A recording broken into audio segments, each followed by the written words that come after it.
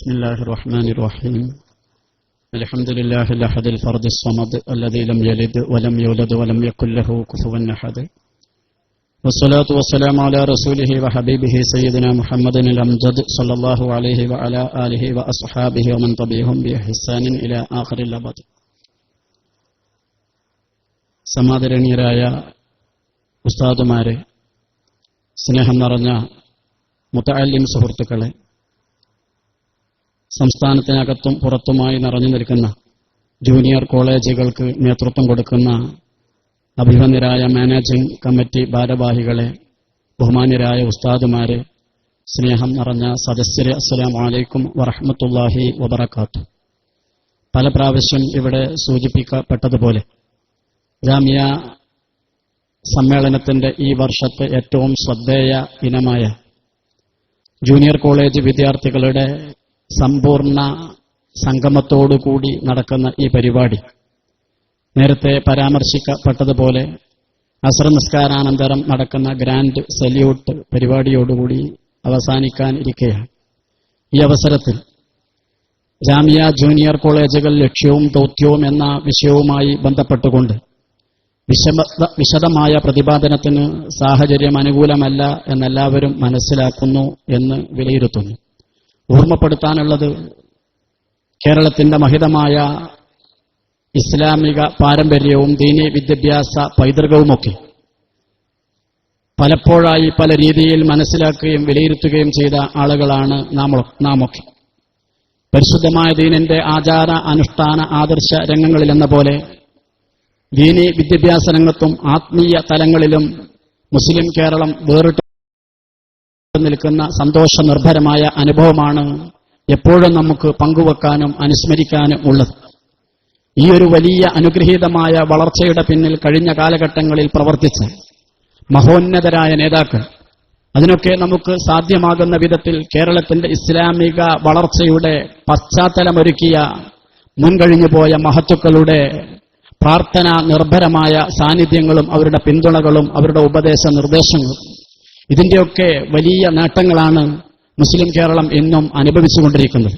വിദ്യാഭ്യാസ വളർച്ചയുടെ, മതവിദ്യാഭ്യാസ വളർച്ചയുടെ പ്രത്യേകമായ ഒരു ഘട്ടത്തിൽ ഔപചാരിക മതപഠനത്തിന്റെ പൂർത്തീകരണത്തിനു വേണ്ടി സംസ്ഥാനത്തിന് പുറത്തേക്ക് തമിഴ്നാട്ടിലെ വെല്ലൂരിലേക്കും ഉത്തരേന്ത്യൻ സംസ്ഥാനങ്ങളിലെ വിവിധ പഴക്കം ചെന്ന പരമ്പരാഗതമായ സ്ഥാപനങ്ങളിലേക്കും പോയിരുന്ന ആ ഒരു കാലഘട്ടത്തിൽ പ്രായോഗികമായ ബുദ്ധിമുട്ടുകളും സാഹചര്യപരമായ വിഷമങ്ങളും നേരിട്ടുമ്പോൾ അന്നത്തെ കാലഘട്ടത്തിൽ കേരളത്തിലെ മുസ്ലിം സമുദായത്തിന് നേതൃത്വം കൊടുത്ത അഭിമന്യരായ പണ്ഡിറ്റ് ഉസ്താദുമാർ, മഹാന്മാരായ സാദാത്തുകൾ, അവരുടെ അനുഗ്രഹീതമായ ചിന്തകളിൽ നിന്ന് ഉയർന്നു വന്ന അതിമഹത്തായ ഒരു ആശയമാണ് ജാമിയ നൂരിയ അറബിയ എന്ന് പറയുന്നത്.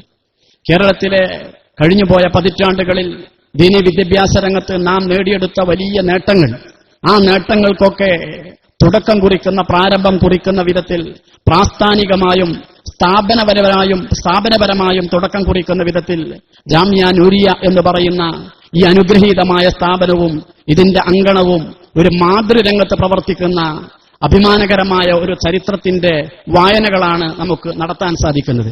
കേരളത്തിൽ ബഹുമാനപ്പെട്ട സമസ്ത കേരള ജംഇയ്യത്തുൽ ഉലമയുടെ നേതൃത്വത്തിലും ബഹുമാനപ്പെട്ട ഉസ്താദുമാരുടെ മാർഗനിർദ്ദേശങ്ങളോടുകൂടി, നേതൃത്വത്തോടുകൂടി ഒരുപാട് സ്ഥാപനങ്ങൾ വ്യത്യസ്ത വിദ്യാഭ്യാസ കാഴ്ചപ്പാടോടുകൂടി അതോടൊപ്പം ഒരേ ലക്ഷ്യത്തിനു വേണ്ടി പ്രവർത്തിച്ചുകൊണ്ടിരിക്കുന്നുണ്ട്. ഒരുപാട് സ്ഥാപനങ്ങളുടെ പേരുകളും സംവിധാനങ്ങളും നമ്മുടെ മുന്നിലുണ്ട്. മറ്റെല്ലാ സംവിധാനങ്ങളെയും മാറ്റിവെച്ചുകൊണ്ട് കേരളത്തിൽ ബഹുമാനപ്പെട്ട സമസ്ത കേരള ജംഇയ്യത്തുൽ ഉലമയുടെ കീഴിൽ തന്നെ നടന്നുകൊണ്ടിരിക്കുന്ന സുന്നത്ത് ജമാഅത്തിന്റെ ആശയ പ്രചാരണത്തിന് വേണ്ടിയും അതിന്റെ അടിത്തറയിൽ നിന്നുകൊണ്ട് പരിശുദ്ധമായ ദീനിന്റെ അധുനാതനമായ പ്രബോധന പ്രചാരണ പ്രവർത്തനങ്ങൾക്ക് പ്രാപ്തമായ പണ്ഡിത സാന്നിധ്യങ്ങളെ സൃഷ്ടിച്ചെടുക്കുന്നതിന് വേണ്ടി നടന്നുകൊണ്ടിരിക്കുന്ന സംവിധാനങ്ങളുടെയൊക്കെ ഏതൊക്കെ സംവിധാനങ്ങളുണ്ടോ ആ സംവിധാനങ്ങൾക്കൊക്കെ നേതൃത്വം കൊടുക്കുന്നതും അതിന്റെയൊക്കെ ചാലകശക്തികളായി വർത്തിക്കുന്നതും ഇന്ന് ജാമിയയിൽ നിന്ന് പുറത്തിറങ്ങിയ, ജാമിയയുടെ തിരുമുറ്റത്തിൽ നിന്ന്, ജാമിയയുടെ അനുഗ്രഹീതമായ അങ്കണത്തിൽ നിന്ന് ആത്മീയ വിദ്യാഭ്യാസവും ഭൗതിക വിദ്യാഭ്യാസത്തിലേക്കുള്ള ചുവടുവെപ്പുകൾക്ക് പ്രചോദനവും നേടിയ, പ്രേരണവും ഉൾക്കൊണ്ട പണ്ഡിത നേതൃത്വമാണ് എന്നുള്ളത് നമുക്കാർക്കും വിസ്മരിക്കാൻ സാധിക്കില്ല. അതുകൊണ്ട് തന്നെ ജാമിയയെ സംബന്ധിച്ചിടത്തോളം അതിന്റെ 25 വർഷങ്ങൾക്ക് ശേഷം 50 വർഷങ്ങൾ പിന്നിടുന്ന അതിന്റെ തൊട്ടുമുമ്പുള്ള വർഷങ്ങളിലാണ് ജാമിയ ജൂനിയർ കോളേജുകൾ എന്ന് പറയുന്ന ഈ സംവിധാനത്തെക്കുറിച്ചുള്ള ആലോചനകൾ നടക്കുന്നത്. ആ ആലോചനകളുടെ ഭാഗമായിട്ട് ചേളാരിയിൽ ചേരുന്ന യോഗത്തിൽ വെച്ച് ബഹുമാനപ്പെട്ട സമസ്ത കേരള ജമിയത്തുൽ ഉലമയുടെ മുഷാവറയാണ്, കേന്ദ്ര മുഷാവറയാണ്, 30/4/1962 ചേർന്ന കേന്ദ്ര മുഷാവറയാണ് ജാമിയ നൂരിയ അറബിയ എന്ന് പറയുന്ന ഈ സ്ഥാപനത്തിന്റെ ആശയത്തിന്റെ ആലോചനയും അംഗീകാരവും നൽകിയതെങ്കിൽ ഈ സ്ഥാപനത്തിന്റെ മുന്നോട്ടുള്ള പ്രയാണത്തിൽ 4-5 പതിറ്റാണ്ടോളം നീണ്ടുനിന്ന മുന്നോട്ടുള്ള പ്രയാണത്തിൽ വളരെ വ്യക്തമായ വഴിത്തിരിവ് സൃഷ്ടിച്ചുകൊണ്ട് പുരോഗതിയുടെ വിദ്യാഭ്യാസ വളർച്ചയുടെ വലിയ മുന്നേറ്റത്തിന് നാന്ദി കുറിക്കുന്ന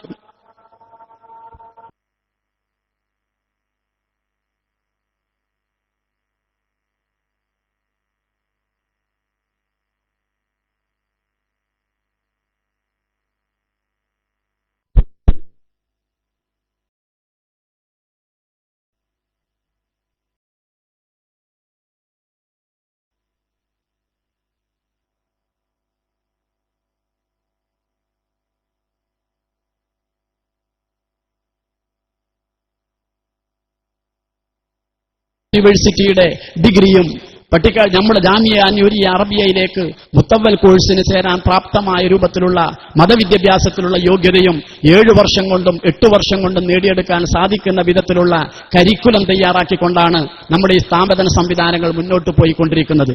ആവർത്തിച്ച് ഓർമ്മപ്പെടുത്താനുള്ളത്, നമ്മുടെ സ്ഥാപന സംവിധാനങ്ങളുടെ ജാമിയ വിഭാവനം ചെയ്യുന്ന ഈ ആശയത്തിന്റെ അന്തസത്ത മനസ്സിലാക്കാൻ ഒന്നാമതായി മാനേജ്മെന്റ്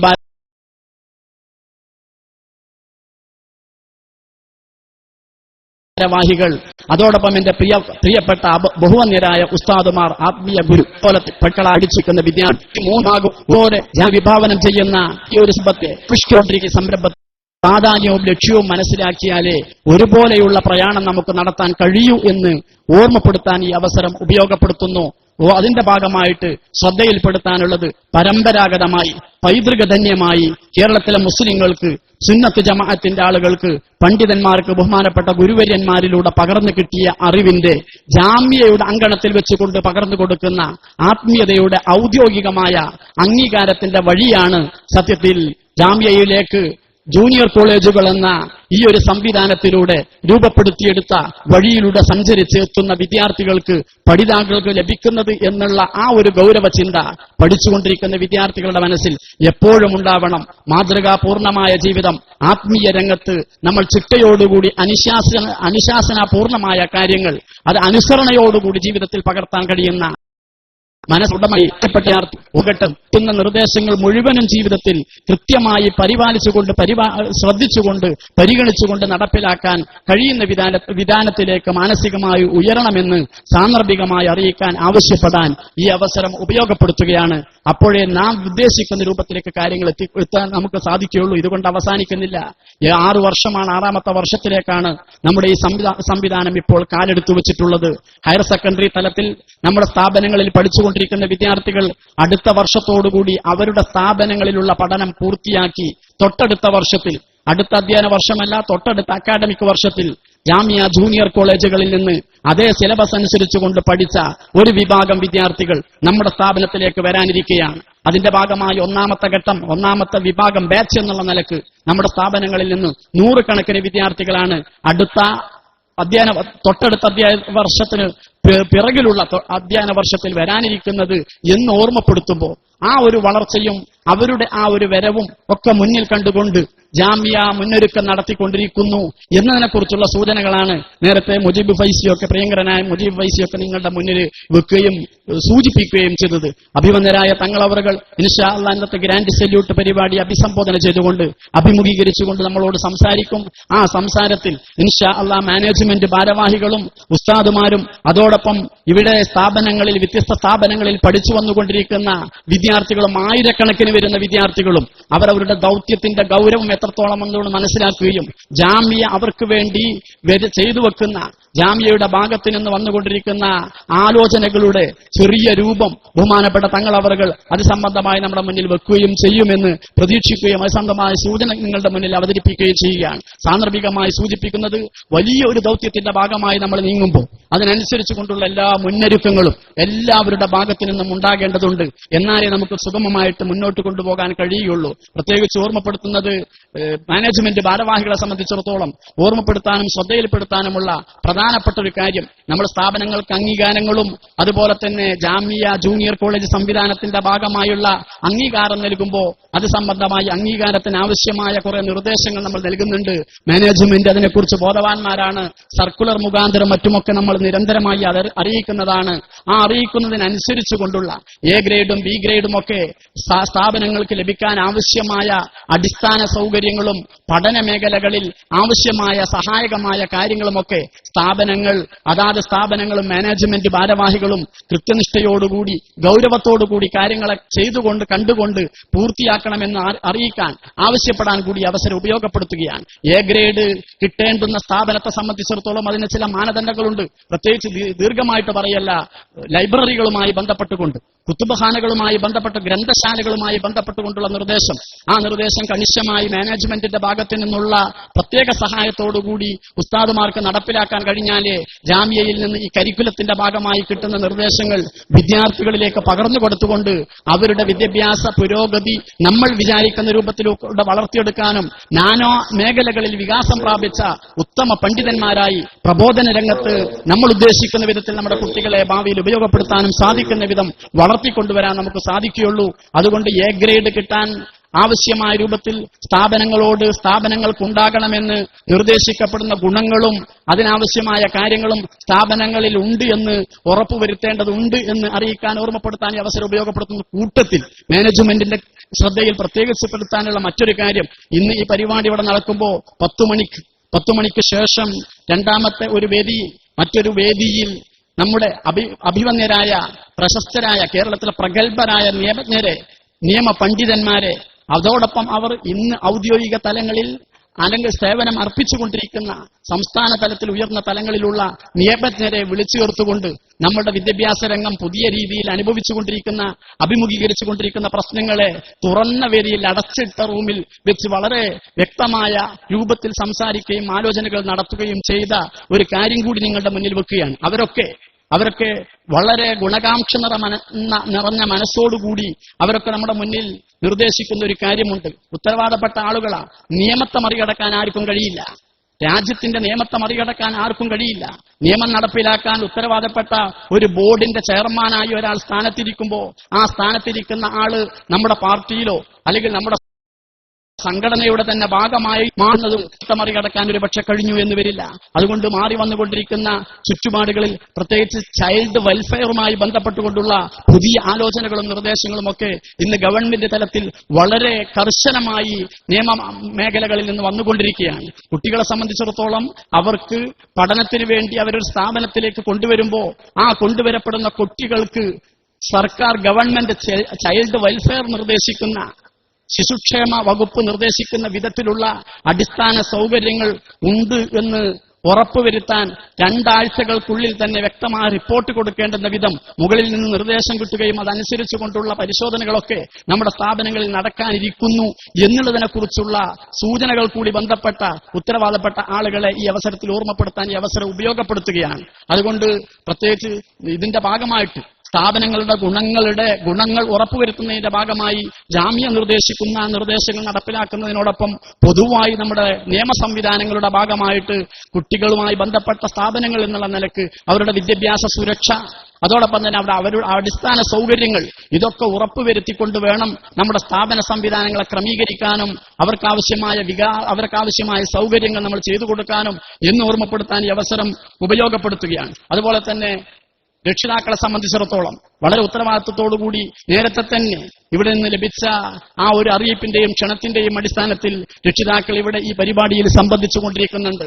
വളരെ വലിയ ലക്ഷ്യത്തോടുകൂടിയാണ് സ്ഥാപനങ്ങളിലേക്ക് കുട്ടികളെ, ജൂനിയർ കോളേജുകളിലേക്ക് കുട്ടികളെ ഉത്തരവാദപ്പെട്ട രക്ഷിതാക്കൾ താല്പര്യത്തോടുകൂടി പ്രതീക്ഷയോടുകൂടി പറഞ്ഞയച്ചിട്ടുള്ളത്. ഇതിന്റെ ഭാഗമായിട്ട് ഹ്രസ്വമായി ഓർമ്മപ്പെടുത്താനുള്ളത്, വലിയ കാഴ്ചപ്പാടോടുകൂടി നിരന്തരമായ ഹോംവർക്ക് ചെയ്തുകൊണ്ട് മാറി വന്നുകൊണ്ടിരിക്കുന്ന സാഹചര്യങ്ങൾ വിദ്യാഭ്യാസ രംഗത്ത്, സാമൂഹിക പ്രവർത്തന രംഗത്ത്, സാംസ്കാരിക രംഗത്തൊക്കെ അനുദിനമെന്നോണം നമ്മുടെ നാടുകളിൽ നിയമപരമായും മറ്റും വന്നുകൊണ്ടിരിക്കുന്ന മാറ്റങ്ങളൊക്കെ സസൂക്ഷ്മം നിരീക്ഷിച്ചുകൊണ്ട് തന്നെ ഇതുമായി ബന്ധപ്പെട്ട ആളുകൾ ഉള്ളിൽ ഹോംവർക്കുകൾ നടത്തുന്നുണ്ട്. അതിനനുസരിച്ച് കൊണ്ടുള്ള നിർദ്ദേശങ്ങളാണ് സ്ഥാപനങ്ങൾക്ക് കൊടുക്കുന്നത്.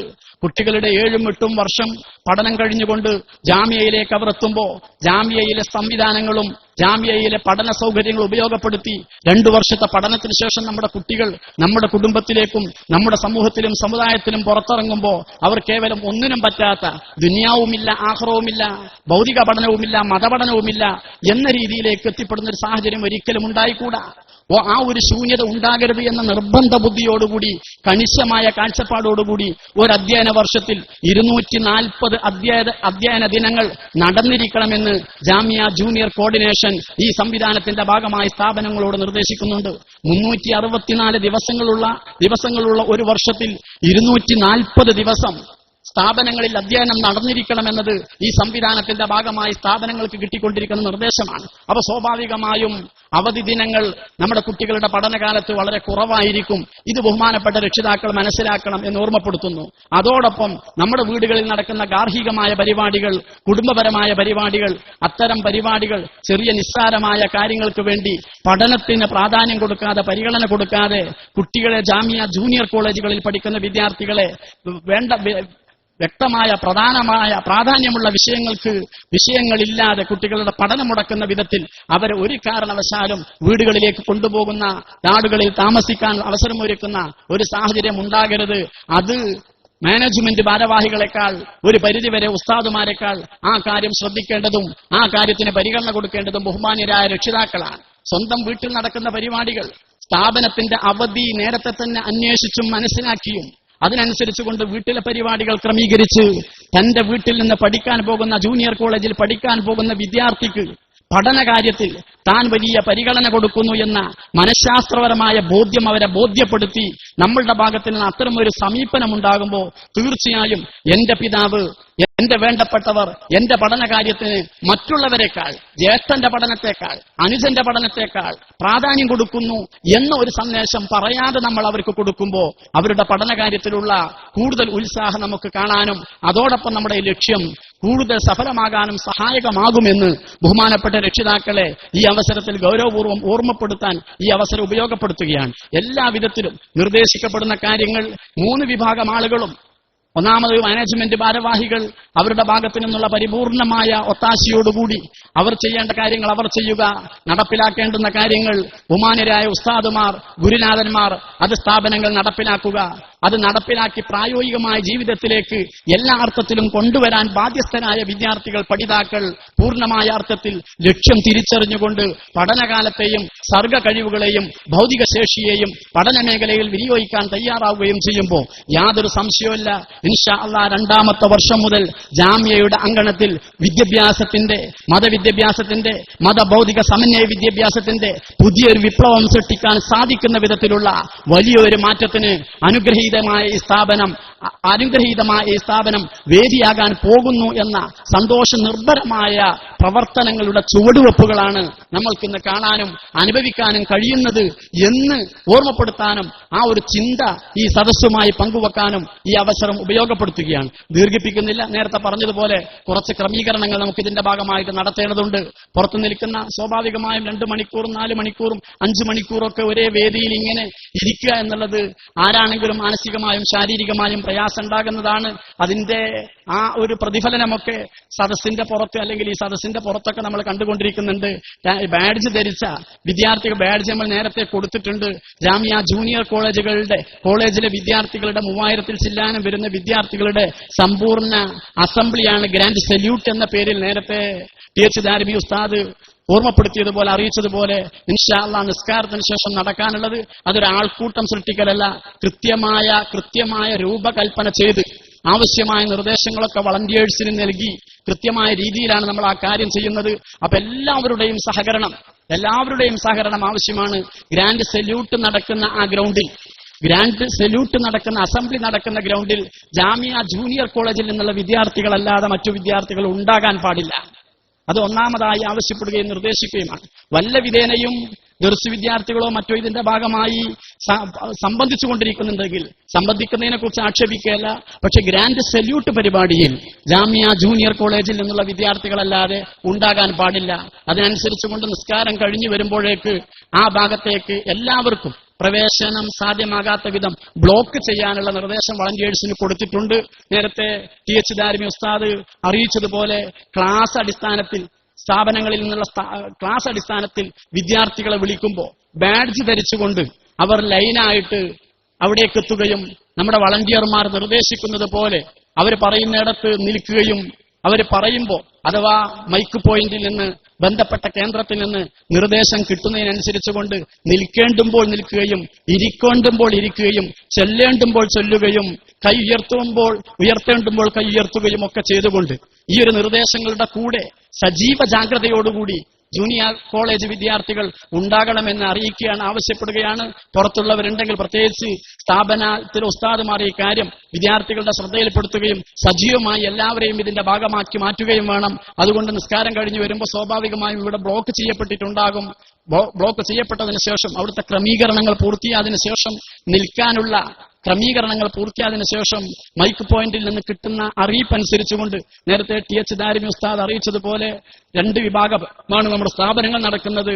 ഹയർ സെക്കൻഡറി വിഭാഗവും സെക്കൻഡറി വിഭാഗവും. അഥവാ സെക്കൻഡറി വിഭാഗം എന്ന് പറഞ്ഞാൽ സ്കൂൾ 7ാം ക്ലാസ് കഴിഞ്ഞ വിദ്യാർത്ഥികളാണ്.